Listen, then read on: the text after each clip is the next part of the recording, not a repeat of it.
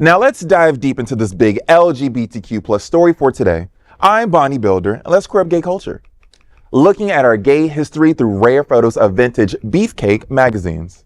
A new art book titled Physique by renowned critic and curator Vince Aletti has collected rare photos from bodybuilding and weightlifting magazines from the earliest 20th century through the 60s. The collection highlights an emergent queer sensibility from a time when closeted men in the pre-liberation era had to hide their orientation. These frequently suggestive images from Physique magazines were disguised as being about health and fitness, but were often barely disguised softcore queer erotica for and by gay men. The book, which includes over 250 images, also has an essay from Aletti that gives insight into the history of the hidden gay culture of these magazines. In it, he shares a personal account of coming across such a magazine while on a family vacation. He writes, quote, "I don't remember picking up the magazine, but it opened to a page which stopped and startled me. Two mostly naked teenagers were posed for a picture titled Victor and Vanquished, one slung over the other's shoulder. Both boys were smiling, exhilarated, but I was fixated on their points of contact, especially where the naked groin of the vanquished touched the victor's bare shoulder. What did that feel like? What could that feel like? Thinking about it made me dizzy and more aroused than I realized," end quote. Popular magazines from the 30s, such as Strength and Health, started the trend, but many of them distanced themselves from illusions of homosexual activity. Other magazines were printed pocket-sized to be easier to hide, such as Adonis and Body Beautiful at the time. Homosexuality was illegal, and magazines had to operate within the confines of strictly enforced obscenity laws. Now, I'm jealous that I had to read the story because I didn't get to look at the pictures. Y'all over here gawking at the screen. I ain't seen now one of these pictures. But I think this is an incredible story of our queer history. Obviously, there was a reason that they had to do this. They couldn't overtly have men.com blasted all over the place back in the 30s, 40s, 50s, and 60s. Yeah. I mean, you were there. What was it like? Did you see the magazines with the men's on it? Listen, bitch. Was it black and white? Was it sepia tones?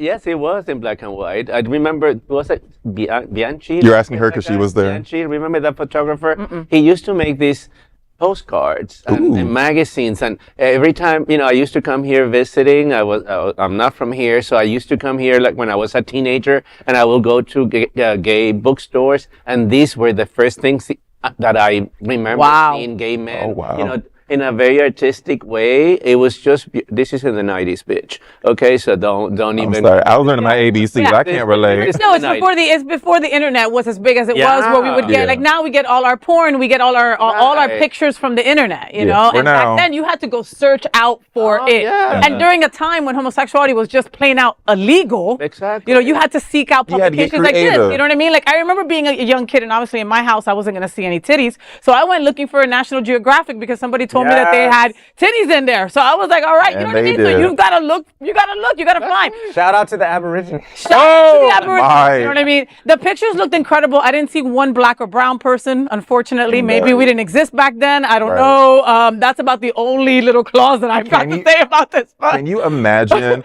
a housewife talking to another housewife like, oh my God, Dan's really into fitness. He has a lot of magazines under his bed. Oh my God, he loves this magazine. Honest. Right.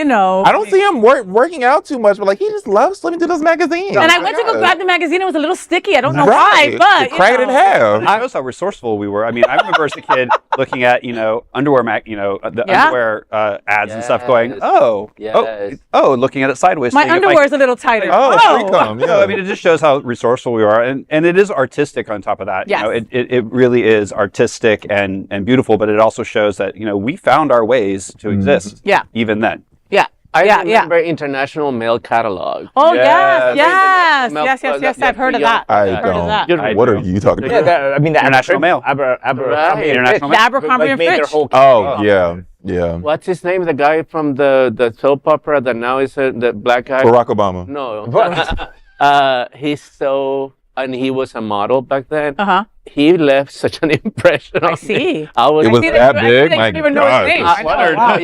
It's Shamar Moore. Shamar Moore. He was always in my top 10. Fine ball, man. So when I was reading this story, like it really triggered me from childhood. I was born in the 70s. I know I don't look it at all.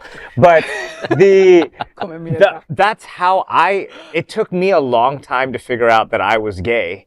And I remember we didn't have, I mean, it might as well have been illegal then, because I was in such a religious community, and I was part of an evangelical group that was like, you just don't even talk about this stuff. Yeah. And I remember seeing some of this stuff and saying, there's like, I could see artistic beauty in this, but there's no way I could be gay. Like, I'm not gay. Like, this is not porn. This is just two guys just having fun. It's like teenagers, And the excuses that I would make in my head to justify I wasn't gay because I was looking at this kind of material. And enjoying it.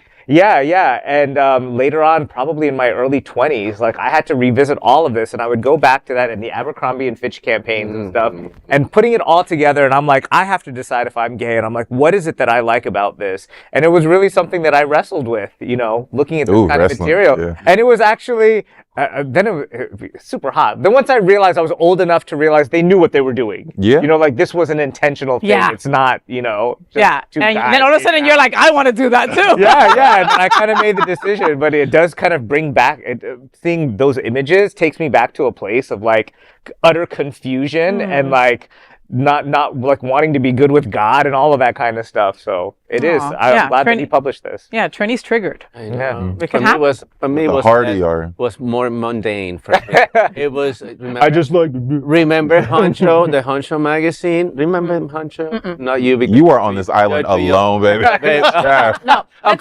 make this quick. I hope Gilligan's Island. I hope this comment was worth us doing this. Go, tell me. I mean, it helped me many nights, many nights. That's what it did. So it just, it was valuable. Okay. All right. Okay.